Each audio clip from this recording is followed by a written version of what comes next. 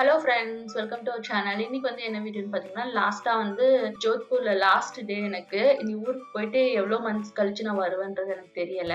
First ஊருக்கு போகும்போது பார்த்தீங்கன்னா, எங்க சித்திக்கு 25th வெட்டிங் டே. ஸோ அதுக்கு கொஞ்சம் ஷாப்பிங்லாம் இங்கேயே பண்ணிட்டு போகலாம், சாரீஸ் பார்க்கலாம் அப்படின்னு சொல்லிட்டு நான் ஒரு கடைக்கு போயிருந்தேன். ஸோ அங்க ஃபர்ஸ்ட்டு போய் பார்க்கும்போது அந்த மெட்டீரியல் எனக்கு சுத்தமா பிடிக்கவே இல்ல. நான் ஆக்சுவலா அந்த காட்டன்ல பிளாக் பிரிண்டட்ன்னு சொல்லிட்டு இங்க கொஞ்சம் ஃபேமஸா கிடைக்கும். ஸோ அது கிடைக்குதான்னு தான் நான் போய் பார்த்தேன். பட் அது கிடைக்கல. எனக்கு மத்தபடி வேற சாரீஸ் எதுவுமே அந்த கடையில புடிக்கல. ஸோ மறுபடியும் இன்னொரு ஷாப்க்கு நாங்க வந்துட்டோம். இங்க பார்த்தீங்கன்னா, நேஷனல் ஹேண்ட்லூம்னு சொல்லிட்டு ஒரு ஷாப் இருக்குன்னு சொல்லி நான் உங்ககிட்ட ஏற்கனவே சொல்லியிருப்பேன். சரி அங்க போய் பார்க்கலாம் அப்படின்னு சொல்லிட்டு வந்தோம்.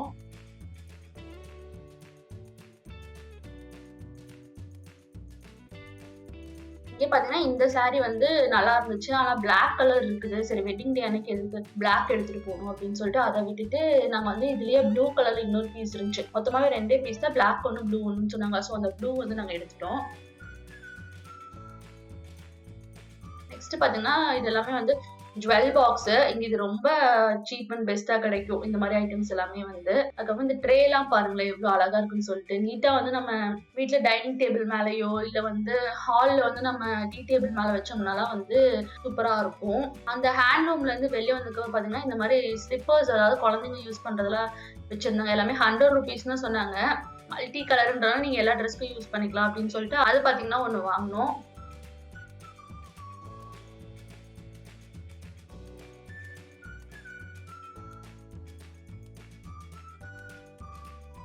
அதுக்கப்புறமா பார்த்தீங்கன்னா, கொஞ்சம் இந்த ஸ்டோலு இதெல்லாம் கொஞ்சம் வாங்கணும் அப்படின்னு சொல்லிட்டு அதுக்காக தான் போனோம். ரொம்ப லேட் ஆயிடுச்சு. ஆக்சுவலா நீ வீட்டுக்கு போயிட்டு பேக்கிங் வேலை வேற இருக்குது.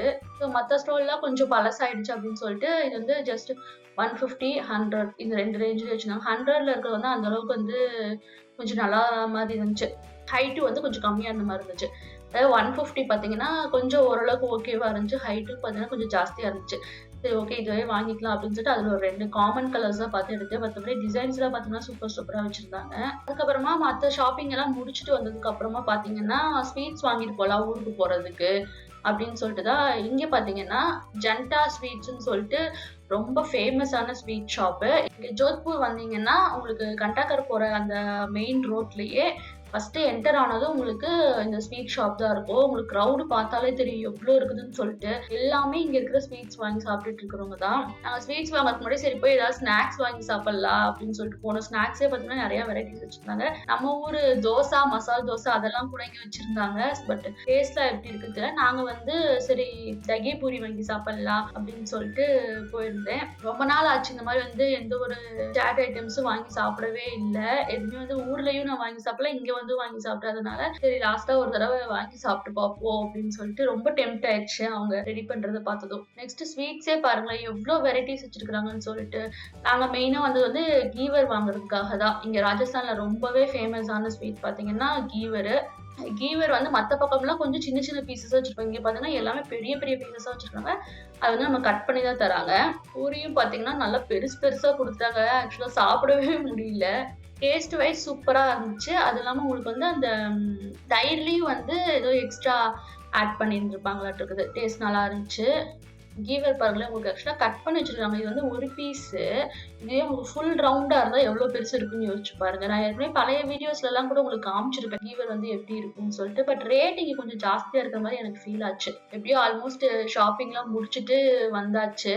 இந்த ப்ராடக்ட் பாத்தீங்கன்னா நாங்க என் ஹஸ்பண்டோட தங்கச்சி பொண்ணுக்கு வாங்கினோம். ஆக்சுவலா இது அந்த பசில்ஸ் சேர்த்துறது ஒரு பாக்ஸ் ஃபுல்லா இருந்துச்சு. நான் என்ன நினைச்சேன்னா ஓகே அந்த பாக்ஸ் ஃபுல்லா இருக்கும்னு யோசிச்சா மேலால பாத்தீங்கன்னா ஒரு 4 பீஸ் தான் இருந்துச்சு. மேல உங்களுக்கு லிங்க் ரேப் போட்டு ரேப் பண்ணி வச்சிருந்தாங்க. அதனால ஓபன் பண்ணவும் முடியல. இல்லைன்னா அங்கேயே ஓபன் பண்ணி கூட பார்த்துருந்துருக்கலாம். பாக்ஸ் ஃபுல்லாலாம் இல்ல, மேல ஒரு 4 பீஸ் மட்டும் வச்சுட்டு கீழே பாத்தீங்கன்னா உங்களுக்கு வெறும் ஒரு அட்டை மாதிரி வச்சிருந்தாங்க. வீட்டுக்கு வந்ததுக்கு அப்புறம் பாத்தீங்கன்னா ஃபர்ஸ்ட் பேக்கிங் வேலையை முடிச்சிடலாம் அப்படின்னு சொல்லிட்டு பேக் பண்ணிட்டு இருந்தேன். கொஞ்சம் கிராசரிஸ் எல்லாம் நான் ஊர்ல இருந்து வரும்போது எடுத்துட்டு இருந்ததுங்கெல்லாம் எங்க ஹஸ்பண்ட் நீ யூஸ் பண்ண மாட்டாங்க, நான் போயிட்டு எப்போ வருவேன் ரிட்டர்ன்றது தெரியல. ஸோ மிச்சம் இருக்கக்கூடிய கிராசரிஸ் எல்லாம் நம்ம எடுத்துட்டு போயிடலாம் அப்படின்னு சொல்லிட்டு எல்லாமே நான் எடுத்து வச்சுட்டேன். அவங்களுக்கு தேவையான அந்த பருப்பு அந்த மாதிரி ஐட்டம்ஸ் மட்டும் விட்டுட்டு மீதி எல்லாமே கிராசரிஸ் எடுத்து வச்சிட்டேன். ஏற்கனவே பழைய வீடியோ ஷாப்பிங் வீடியோ நான் உங்களுக்கு காமிச்சிருக்கேன். இந்த டவல் சரி ஓகே பாப்பா பிறந்தா யூஸ் ஆகும் அப்படின்னு சொல்லிட்டு வாங்கினேன்னு சொல்லிட்டு அந்த டவல் எல்லாமே மறக்காம எடுத்து வச்சுட்டு போயிடணும் அப்படின்னு சொல்லிட்டு பேக்கிங் வேலை தான் போயிட்டு இருந்துச்சு. லாஸ்ட் டைம் ஷாப்பிங் பண்ணும்போதே இந்த பேஸ்கெட் ஒண்ணு வாங்கியிருந்தேன். வளகாப்பப்ப வந்து அதுல கொஞ்சம் இந்த பேங்கிள்ஸ் அதெல்லாம் வச்சோம்னா அழகா இருக்கும் அப்படின்னு சொல்லிட்டு அது வாங்கியிருந்தேன். மத்த ஐட்டம்ஸும் ஷாப்பிங் பண்ணது எல்லாமே வந்து நீட்டா பேக் பண்ணி எடுத்து வச்சுட்டு அன்னைக்கு டே முடிஞ்சுது. நெக்ஸ்ட் டே பார்த்தீங்கன்னா, நாங்க ஃப்ளைட்டுக்கு போகணும் அப்படின்னு சொல்லிட்டு ஆக்சுவலா ஏர்போர்ட் வந்து எங்க வீட்ல இருந்து ஜஸ்ட் வாக்கபிள் டிஸ்டன்ஸ் தான். நம்ம நடந்தே போயிரலாம் அந்த அளவு தான். ஜோத்பூர் ஏர்போர்ட் பார்த்தீங்கன்னா, ரொம்ப குட்டி ஏர்போர்ட்டு. ஃபர்ஸ்ட் டே பார்த்தீங்கன்னா, நான் 4th மந்த் டிராவல் பண்ணி வரும்போது உங்களுக்கு வந்து ஒரு வீடியோ போட்டிருப்பேன். அப்போ வந்து நமக்கு வந்து ஃப்ளை பண்ணி போகும்போது நமக்கு எந்த ஒரு சர்டிஃபிகேட்ஸும் தேவைப்படாது. அதுவே பார்த்தீங்கன்னா, உங்களுக்கு 4th மந்த்துக்கு மேல ஃபிட் டு ஃப்ளைன்னு சொல்லிட்டு ஒரு சர்டிஃபிகேட் வேணும். அத நம்ம எப்படி வாங்குறதுன்னு சொல்லிட்டு உங்களுக்கு நான் காட்டுறேன்.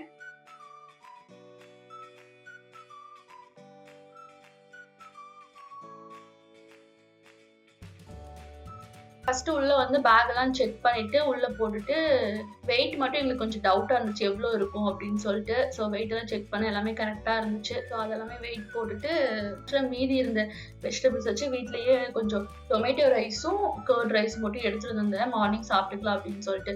ஹஸ்பண்டும் தங்கச்சி வீட்லயே சாப்பிட்டாங்க. நான் மட்டும் டிஃபன்ல போட்டு எடுத்துட்டு வந்துட்டேன். காலையில பால் மட்டும் குடிச்சிட்டு மீதி வந்து ரைஸ் எடுத்துட்டு வந்துட்டு கொஞ்ச நேரம் கழிச்சு சாப்பிட்டுக்கலாம் அப்படின்னு சொல்லிட்டு.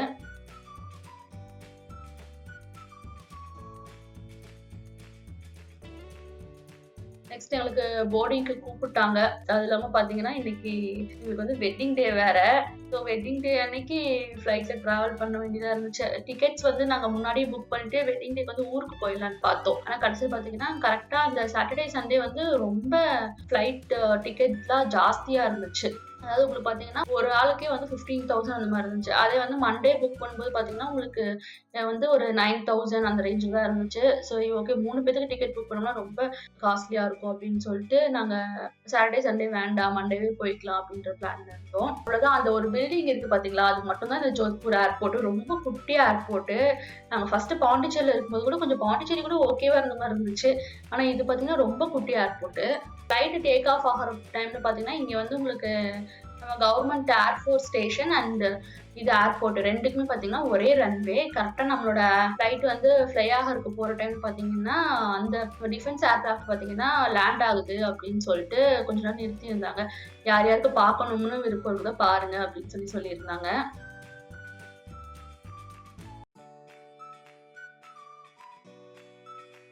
அதுக்கப்புறம் ஆஃப்டர்நூன் போல மும்பை வந்து லேண்ட் ஆயாச்சு. இந்த டைம் பார்த்தீங்கன்னா மார்னிங் நாங்கள் ஃப்ளைட் புக் பண்ணிட்டு நைட் வந்து ஊருக்கு வர மாதிரி தான் கரெக்டாக பிளான் பண்ணியிருந்தோம். ஏன்னா ஏற்கனவே நாங்கள் ட்ராவல் பண்ணும்போது நைட் ஃப்ளைட் புக் பண்ணி நைட்டில் போய் சரியாக தூங்காம அந்த மாதிரி வந்து நிறைய அனுபவிச்சோம். உங்களுக்கு வேணும்னா வந்து நான் மேலே பின் பண்ணி விடுறேன். நீங்கள் வந்து பழைய ஃப்ளைட் ட்ராவல் வந்து நான் எப்படி ட்ராவல் பண்ணி வந்தேன் அப்படின்னு சொல்லிட்டு வீடியோ வந்து நான் பின் பண்ணி விடுறேன். ஆக்சுவலா மும்பை ஏர்போர்ட் வந்து ரொம்ப பெருசாட்டு இருக்குது. லாஸ்ட் டைம் பாத்தீங்கன்னா வேற ஒரு பக்கம் போன மாதிரி இருந்துச்சு. இந்த டைம் பாத்தீங்கன்னா இன்னொரு பக்கம் எங்கேயோ போன மாதிரி இருந்துச்சு. ஸோ அங்க இருந்து நாங்க மறுபடியும் வந்து பிளேஸ் கண்டுபிடிச்சு மறுபடியும் டிபார்ச்சர் சைடு எதுன்னு சொல்லி பார்த்து போறது இது எல்லாமே வந்து ரொம்ப கஷ்டமா இருந்துச்சு. ஃபிட் டு ஃப்ளைன்னு சொல்லிட்டு ஒரு சர்டிபிகேட் வேணும். அதை நம்ம எப்படி வாங்குறதுன்னு சொல்லிட்டு உங்களுக்கு நான் காட்டுறேன். நீங்க எப்பவும் போல கூகுள்ல போய் சர்ச் பண்ணுங்க. இந்த மாதிரி fit to fly form for IndiGo அப்படின்னு சொல்லிட்டு, அதாவது எந்த ஃப்ளைட்ல நீங்க போறீங்களோ அந்த ஃப்ளைட்டோட இது இண்டிகோனா இண்டிகோ, இல்லை வந்து உங்களுக்கு ஏர் இந்தியாவில் போறீங்கன்னா ஏர் இந்தியா, இந்த மாதிரி வந்து எது வேணுமோ நீங்க அதுல வந்து போனீங்கன்னா உள்ள வந்து உங்களுக்கு இந்த மாதிரி ஃபார்ம் வரும். இந்த ஃபார்ம் பாத்தீங்கன்னா உங்களுக்கு ஹாஸ்பிட்டல்ல கொண்டு போய் கொடுக்கணும். அதாவது பாத்தீங்கன்னா பேஷண்ட் நேமு, அதுக்கப்புறமா date of birth, last menstrual period வந்து எப்போ வந்துச்சு அப்படின்னு சொல்லிட்டு அது போடுவாங்க. அதுக்கப்புறம் எஸ்டிமேட்டட் டியூ ஆஃப் கான்ஃபிடென்ஷியல், அதாவது எஸ்டிமேட்டட் டேட் இப்போ வந்து டெலிவரிக்கான சான்சஸ் இருக்கு அது வந்து போடுவாங்க. அதுக்கப்புறமா ஃப்ளைட் வந்து நம்ம என்னைக்கு டிராவல் பண்றோம் அந்த டேட்டு. அதுக்கப்புறம் பாத்தீங்கன்னா இது வந்து சிங்கிள் பிரெக்னன்சி ஆஃப் எந்த வீக், அதாவது நம்ம டிராவல் பண்றோம்ல அந்த டிராவல் பண்ணும்போது நம்ம பேபிக்கு வந்து என்ன வீக் இருக்குது அப்படின்னு சொல்லிட்டு அது போடணும். அதுக்கப்புறமா கீழே வந்து உங்களுக்கு டாக்டர் சிக்னேச்சர் போட்டுட்டு அதுக்கப்புறம் உங்களுக்கு ஸ்டாம்ப் இதெல்லாம் வச்சு தருவாங்க. இந்த ஃபார்ம் பாத்தீங்கன்னா நீங்க கூகுள்ல இருந்து பிரிண்ட் அவுட் எடுத்துட்டு உங்களோட டாக்டர் கிட்ட, அதாவது உங்களோட கைனகாலஜிஸ்ட் கிட்ட கொண்டு போய் கொடுத்தீங்கன்னா அவங்க வந்து உங்களுக்கு இந்த ஃபில் பண்ணி அவங்களே உங்களுக்கு சைன் போட்டு ஸ்டாம்ப் வச்சு கொடுத்துருவாங்க. சப்போஸ் உங்களுக்கு ஏதாவது காம்ப்ளிகேஷன்ஸ் இல்லை, அவங்க வந்து டிராவல் பண்ண அலோவ் பண்றாங்க அப்படின்னா மட்டும்தான் உங்களுக்கு வந்து இது வந்து சைன் பண்ணி தருவாங்க. இல்லைன்னா வந்து காம்ப்ளிகேஷன்ஸ் இருக்கு டிராவல் பண்ணக்கூடாது அப்படின்னு சொல்லிட்டாங்கன்னா தரமாட்டாங்க. ரெண்டாவது பாத்தீங்கன்னா எனக்கு வந்து மெயினா இது கேட்கல ஆக்சுவலா ஃபிளைட்ல வரும்போது. இல்ல ஒரு சில பக்கம் கேட்பாங்க, ஒரு சில பக்கம் கேட்க மாட்டாங்க, இல்ல எப்படின்றது வந்து எனக்கு தெரியல. நாங்க பாத்தீங்கன்னா எதுக்கு நம்ம முன்னாடியே வாங்கி வச்சுக்கலாம், திடீர்னு கேட்டாங்கன்னா என்ன பண்றது அப்படின்னு சொல்லிட்டு எங்களோட சேஃப்டிக்காக நாங்க வாங்கி வச்சுக்கிட்டோம். பட் வந்து கேட்கல. எனக்கு வந்து அந்த அளவுக்கு சொல்லப்போனா வயிறு வந்து தெரியல பெருசா. அதனால மேபி அவங்க கேட்கலையா இல்ல என்னன்றது வந்து எனக்கு தெரியல. இல்ல எதுவும் இன்டர்நேஷனல் ஃபிளைட்ஸ் மட்டும் டிராவல் பண்ணா தான் கேட்பாங்களா? இல்ல என்னன்றது எனக்கு தெரியல. சப்போஸ் யாருக்காவது இத பத்தின டீடைல்ஸ் தெரிஞ்சுச்சுன்னா கீழ கமெண்ட் பண்ணுங்க. எப்படியோ ஒரு வழியா வந்து கொஞ்ச நேரம் நாங்க ரெஸ்ட் எடுத்துட்டு இருந்தோம். ரெஸ்ட் எடுத்து முடிச்சதுக்கு அப்புறமா பார்த்தீங்கன்னா, அதுக்கப்புறம் போயிட்டு நம்ம சாப்பிட்டுட்டு நம்ம நம்ம கேட் நம்பர் என்னன்னு பார்த்துட்டு போய் உட்காந்துக்கலாம் அப்படின்னு சொல்லி போனோம். ஆக்சுவலா KFCல சாப்பிட்டுக்கலான்ற ஒரு ஐடியால தான் வந்தோம். எப்பவுமே பார்த்தீங்கன்னா, சாப்பிடுற மாரி இருந்தா வெளிய இது மட்டும் தான் ஏர்போர்ட்ல. மத்த பக்கம் வந்து நமக்கு அந்த அளவுக்கு செட் ஆக மாட்டேங்குது எதுவுமே சாப்பாடு. ஸோ KFCல பார்த்தீங்கன்னா 2 காம்போ வந்து ஆர்டர் பண்ணியிருந்தோம். அது இல்லாம பர்கர் மட்டும் 1 எக்ஸ்ட்ரா ஆர்டர் பண்ணியிருந்தோம். 3 பேர் இருக்கிறோம் அப்படின்னு சொல்லிட்டு. ஸோ அங்க சாப்பிட்டு முடிச்சுட்டு அதுக்கப்புறமா எந்த கேட்டுன்னு சொல்லி போட்டுருந்துச்சு. ஸோ எங்களோட கேட்ல போய் நாங்க வெயிட் பண்ணிட்டு இருந்தோம்.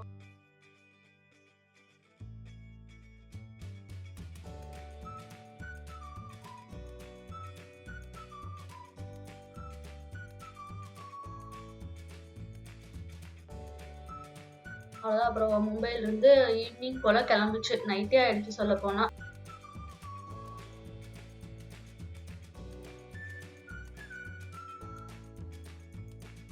அதுக்கப்புறம் லாஸ்ட்டா எப்படியோ ஒரு வழியா ஊருக்கு வந்து சேர்ந்தாச்சு.